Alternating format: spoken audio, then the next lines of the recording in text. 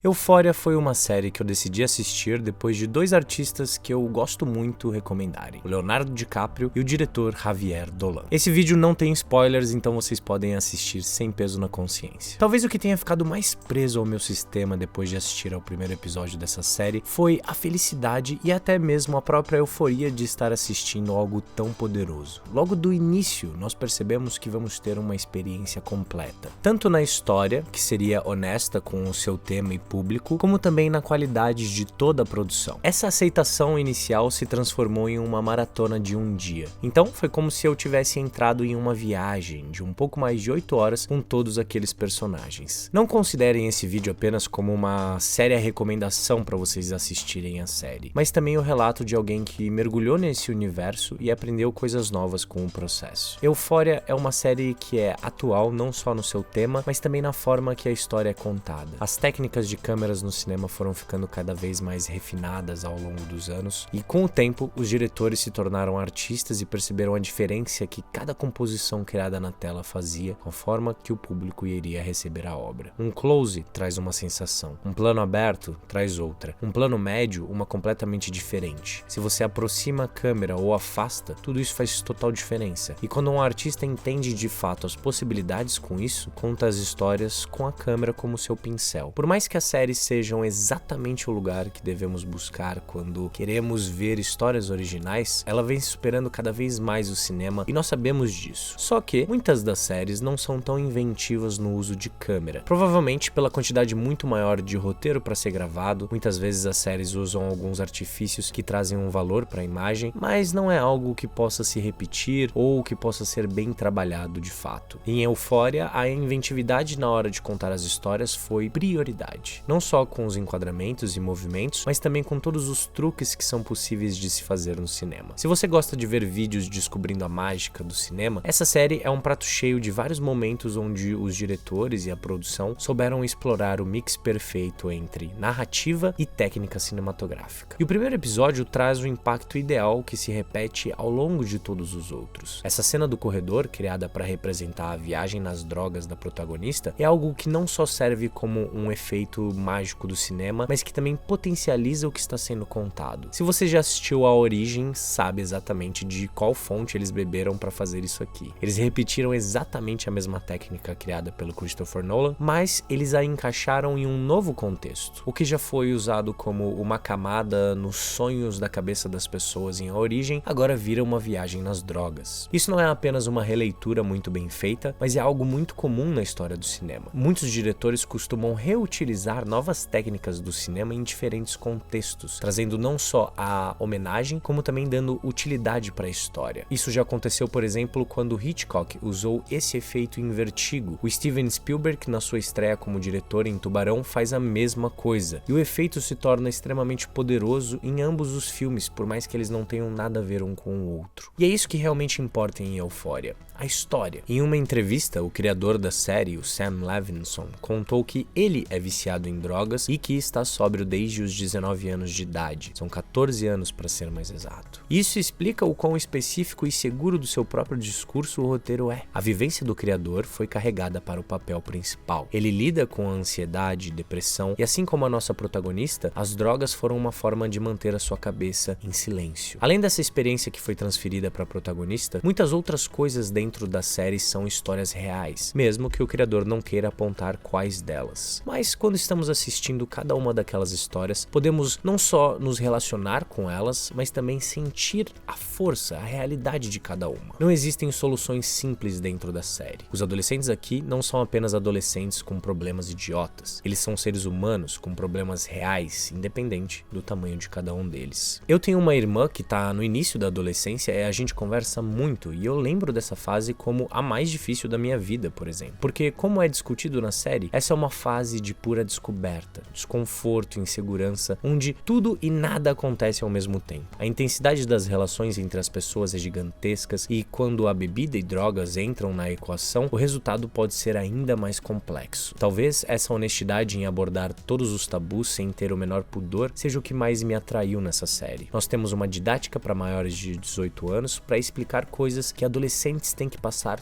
todo santo dia.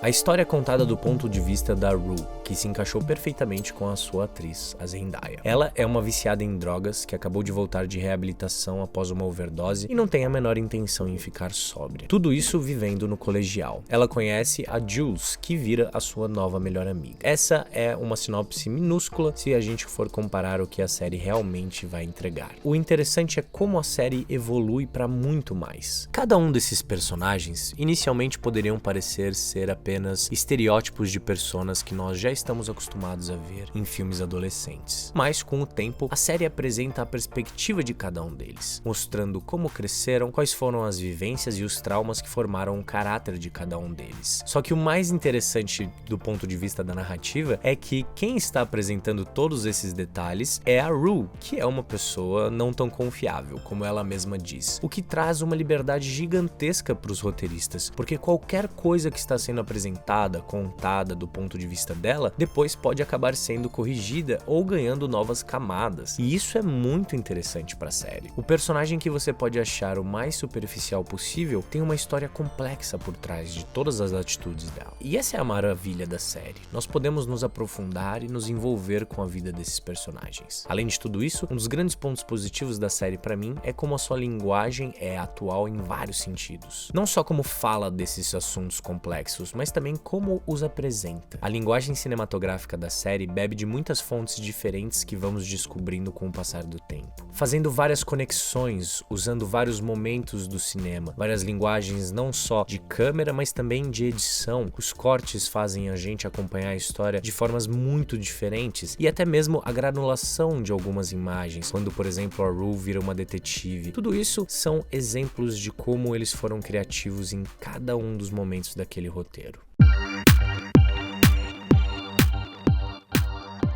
A trilha fantástica da série junto com essa linguagem criam essas sensações diferentes em vários momentos. Aliás, a trilha pode ser considerada como a alma dessa série. Eles souberam criar diversos momentos fantásticos com cada música, conversando não só com o que estava acontecendo, mas também com os personagens. É como se estivéssemos acompanhando uma história real, mas com vários momentos de contemplações, momentos lúdicos da série. Isso tudo foi possível com um trabalho muito detalhista. O criador da série não só escreveu o roteiro, como visualizou cada uma das cenas, que foram transferidas para storyboards, antes de serem gravadas, é claro. Cada episódio tinha mais de 80 storyboards feitos. E essa visão evoluiu para uma fotografia muito bem desenhada, onde a luz e as cores escolhidas criam as sensações certas no público. E existe um jogo ao longo da série na linguagem que destaca ainda mais a qualidade dela. O que eu quero dizer com isso? Eles não se apegam apenas às 5 ideias que deram certo. Cada episódio gosta de fazer diversas brincadeiras diferentes, como quando a Rue entra em um momento investigativo e se sente como uma detetive. A série muda completamente naquele momento. A linguagem da fotografia, edição, som e até mesmo a interpretação da atriz. A série brinca muito com essas possibilidades, já que estamos na cabeça de alguém que dificilmente está com os pés na realidade, e é através da sua voz que conhecemos os outros personagens dessa série. E para finalizar, eu escolhi falar sobre o casting feito. Encontrar atores e atrizes que se encaixem nos personagens não é uma tarefa fácil. Aqui as coisas ficam ainda mais difíceis. Cada um deles teve que apresentar as mais diferentes emoções possíveis, e nenhum personagem que ganha destaque ficou em um nível superficial. E a sensação que fica é que aqueles que ainda não foram explorados vão ser muito em breve. Euphoria é um resultado de uma necessidade absurda de um artista de tirar da sua cabeça aquelas histórias que viveu. Ao invés de esquecê-las, ele as transformou em arte. O domínio é de alguém que já viveu os momentos mais escuros e também os mais felizes da série. Como artista, ele apresenta sua grande obra até então,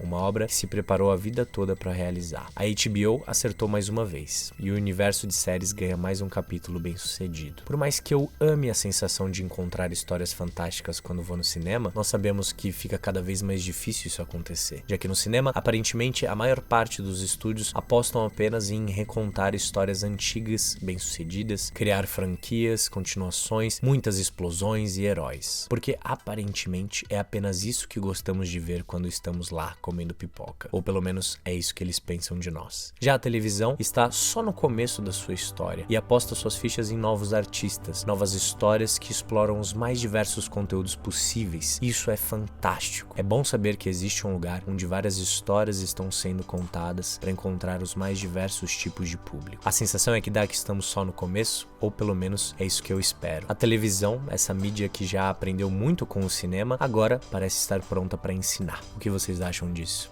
Até o próximo vídeo, pessoal.